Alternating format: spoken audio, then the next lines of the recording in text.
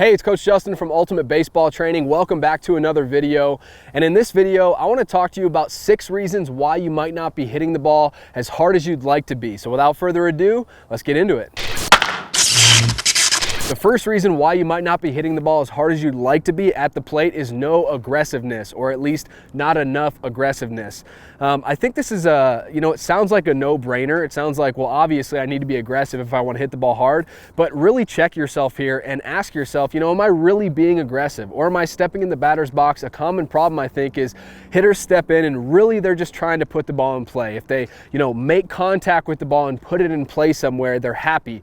And that's fine if that's the type of hitter that you want to be, but I know that you're looking to really excel at the plate and you really want to crush hard line drives into the gaps, and you want to stand out by hitting the ball over the fence. Every hitter wants to hit the ball hard. You don't just want to settle for blooper base hits, right? So this is a great check for you. Just ask yourself, am I truly being aggressive? I'm not talking about over swinging or anything like that. I'm not talking about swinging at bad pitches, but I'm talking about stepping in the batter's box with the mentality of, I'm swinging until it's a ball. So I'm swinging until it's a ball, and you can't have that mentality of I'm just trying to put the ball in play. You truly have to be thinking about, I am gonna annihilate this baseball. You're trying to do damage. Remember that. Remember the goal of hitting. Hitting's fun. Hitting a baseball hard is fun, right? So you need to have the mentality of I'm annihilating the baseball. I'm not just making contact. I'm not just putting it in play. And remember, this does not mean to press. This does not mean to physically, tense up. This just means mentally, you've got to be ready to go, ready to crush the ball. Physically, stay nice and loose and relaxed, because that's how you're going to be quick to the baseball and that's how you're going to maximize your bat speed. But I know it sounds like a no-brainer, but that's step one. If you don't have this aggressive approach at the plate, you'll always be leaving bat speed and power on the table until you correct that. So I wanted to start there. That's the first reason why you might not be hitting the ball very hard. This next one is a big one. You're breaking your swing down into parts, okay? If you're doing that, if you're breaking your swing down into individual parts, then I guarantee you're not reaching your full bat speed and power potential at the plate, right? You have to understand that hitting is a chain reaction, and one domino has to happen before the next. It's a sequence of events, but that being said, it is one fluid motion, okay? And too many times, you'll go to a batting cage and you'll see a parent or a coach working with a hitter, and they'll tell them things like, break your swing down into step 1, step 2, step 3, or A, B, C. So it's almost like, okay, load, and then stride, and then swing. And hitting is not, step 1, step 2, step 3. The baseball swing has to be one fluid, beautiful motion, right? Like Ken Griffey Jr.'s swing. It has to be one thing of beauty, right? And I think, we got to be careful with this, because when instructing, like I talk all the time about, launch position, what you should look like at the launch position, at the point of contact and extension and all that kind of stuff. And I think that's important for instructors to do that, because I think it's important for hitters to understand how one domino leads to the other. But that being said, hitters, the biggest thing you have to understand is that is a snapshot in time, okay? So when we talk about the launch position or the contact point, right? That's a snapshot in time. That's something where, if you're looking at your swing in slow motion, you can kind of freeze frame it at that particular spot, and you can use that as a checkpoint. Okay, am I doing a good job getting to this position? How do I look at the point of contact, right? Or how do I look when I, get to the top of my leg kick or my load or, whatever. But you have to understand that's a snapshot in time. Another thing too is, it's got to be one fluid motion, and rhythm is so important. You've got to think about pitchers, good pitchers, what they're thinking about is disrupting hitters' rhythm and timing. If they do that, they're going to have success. So don't make their job any easier by throwing yourself out of whack, okay? So I think it's important. We've got to understand each piece of the domino here, but the biggest thing I'm getting at with this one is just make sure your swing is not broken up into, okay, load, stride, swing. It can't be that. It's got to be one fluid motion, one domino seamlessly after another. All right, so moving right along to number 3, you might be getting disconnected, all right? We always hear as hitters, our goal is to have a short, quick, compact swing, and staying connected is how you get there. So what I'm referring to when I'm talking about staying connected is just after you load and you stride and your front heel drops and you begin rotating into the ball, you want to make sure that your arms and everything are in tight to your body, okay? Because when I'm in here like this, I have a lot of bat control in here. I'm gonna be quick to the ball. I'm gonna have my maximum bat speed when I'm staying connected like that, when everything's in tight to my body, and I'm gonna have the most strength and the most power in that position. So even at the point of contact, this is connected. So this is what I'm talking about. You know, I'm connected as my heel drops and I'm rotating into the ball. Everything is in here. I'm not letting it get away from me like this, all right? I'm not trying to get extension at the point of contact either like this, because that's not connected, all right? As my front heel drops, I'm rotating into the baseball, I'm staying connected, and then at the point of contact, I'm still connected here. So connected at contact, and then after you make contact, that's when you disconnect, and that's when you get extension. All right, but that's a biggie. You want to make sure that you're, not getting disconnected, because that's really going to be a hindrance on your power. Reason number 4 is you're all hands and arms, no legs. And what you have to understand is your legs are your biggest and your strongest muscles on your body. So obviously we want to utilize them as best as we can, because that's directly going to help us hit the ball harder. You've got to use your legs. And so what can you do to help utilize your legs more? Well, I think that number 1, it starts off the field, it starts in the weight room, right? You can get a lot bigger and stronger and more explosive in the weight room, do baseball specific exercises that are actually going to transfer here. But in terms of the actual baseball swing itself, I think the first thing is you want to be sure that you're, loading into your rear hip. You don't want to load over your backside. I always talk about loading against your backside, okay? Not over it, but against it, loading almost into this rear hip here, okay? So we load, and then obviously after we load, we stride. And you want to be sure with your stride that you get out to a decent stride length to where your lower half should really look like an equilateral triangle. And this should get you in a position similar to if you're playing linebacker in football or defense in basketball, right? Your standard athletic position, but the biggest thing is you don't want to overstride, but you definitely don't want to stride and have your stride be too narrow, because if your feet aren't wide enough, then again, it's kind of just all hands and all arms, okay? So we're loading, against our backside into our back hip here. We're making sure that we have a decent stride where we can get out here like this.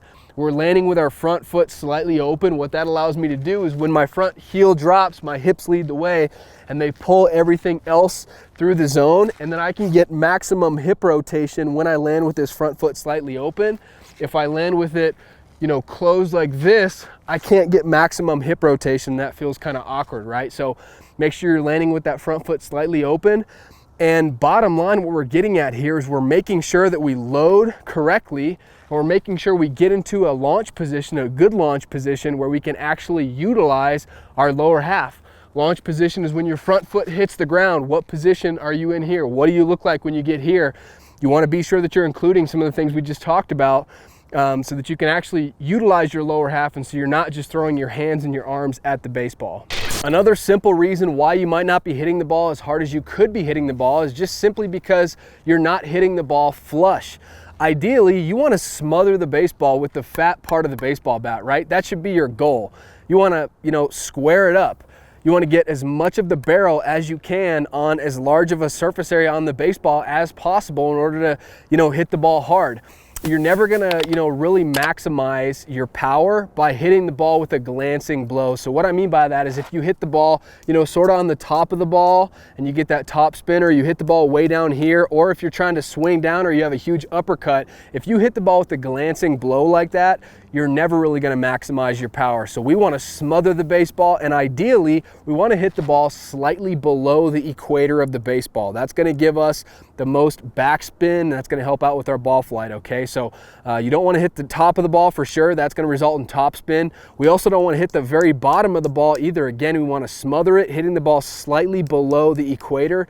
That has to be your goal, okay? So, if you're struggling with this, if you feel like you are kind of, hitting the ball with the glancing blow instead of absolutely smothering it and squaring it up, a couple things to think about. Number 1 is make sure that you're getting your bat on plane with the pitch early, and you're keeping your bat on plane for as long as possible. So ideally, you want to get your bat on plane as early as possible, like way back here. Get it on plane early. That way your timing does not have to be perfect. So I can hit the ball here or here or here or here, but I'm not going to do that. I'm going to hit it where I want to hit it, right there, about even with my front foot, maybe a little bit further out in front like that. But the point is I'm keeping my bat, I'm getting it on plane early, and I'm keeping it on plane for a long time. I'm driving through the baseball. So that'll really help you out.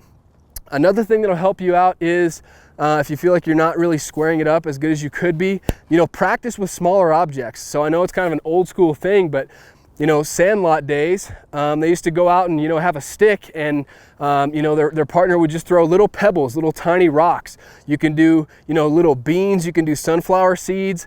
You can get as creative as you want, but basically hitting smaller objects is going to force you to really over-exaggerate watching the ball. You're going to notice if you go from, trying to hit a baseball with a baseball bat and you go to from that to trying to hit a pebble with a little stick, you're going to swing and miss a bunch. You're going to realize, hey, I need to do a better job of watching the ball. That's going to help you square it up a little bit more. And last thing, to overemphasize, watching the ball is overemphasize keeping your head down in batting practice. I always talk about Nolan Arenado. He's probably my favorite baseball player out there. And one of the things he does when he's hitting, and he does this in real games, but I guarantee he overemphasizes it in batting practice, is he keeps his head down, not at the point of contact, but through the point of contact. So he's finishing his swing, the ball has left his bat and his eyes are still down in the hitting zone. He really over-exaggerates it, and that's why typically he hits for such a high average, okay? So just when you're in BP, but even in a real game, don't make the mistake of, watching the ball almost all the way to your bat. Don't pull your head right here to see where the baseball goes. Make contact with the ball. Keep your head down as you finish your swing high like this. Just keep your head down. You'll have plenty of time to get out of the box, and especially if you hit the ball hard and you hit it over the fence, you got plenty of time to jog around the bases, but overemphasize keeping your head down in practice. All right, and the last reason for today's video on why you might not be hitting the ball as hard as you think you're capable of is simply because your timing is off. And I know this sounds like an easy one, but I'm telling you, it's a big one. So be sure that you focus on this. But ideally, you want to be perfectly on time. You will hit the ball hardest when you are perfectly on time. We talk about the different contact points. If it's an inside pitch, you hit a little further out. If it's an away pitch, you let the ball travel a little bit more, right? But ideally, depending on the pitch location, right, we've got, our inside pitch, our middle pitch, and our away pitch, right? And each one of those has a little bit of a different contact point. But ideally, we want our timing to be absolutely perfect, and we want to hit the ball at the ideal contact point in order for us to hit it, to our power potential. Hit the ball absolutely as hard as we possibly can, right? So you want your timing to be as close to perfect as possible.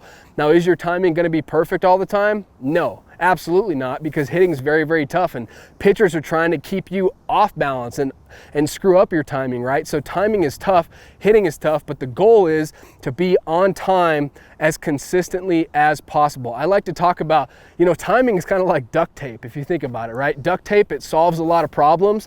Well, having good timing is just like that. Having good timing solves a lot of problems, and vice versa. If you struggle with being on time, it's going to cause mechanical issues in your swing, right? If you're way too early, on a pitch, you think it's a fastball and it's a changeup, let's say, and you're way out over your front foot like this, you don't have good timing. Even if you make contact with this ball like this and you're able to put it in play, are you going to hit that ball very hard? No, because your timing was off and you're now out over your front foot. If you're very, very late on the ball and you're pulling your head, that's the only way that you're going to be able to make contact with the ball. Is that going to be the hardest that you could hit that baseball? No, of course not, right? So be on time as often as possible, and if you're ever struggling on the field, timing should be that very first thing that you check. Are you seeing the ball, and are you on time? Hey, thanks so much for checking out today's video. If you enjoyed it, please hit that like button. I'd really appreciate it.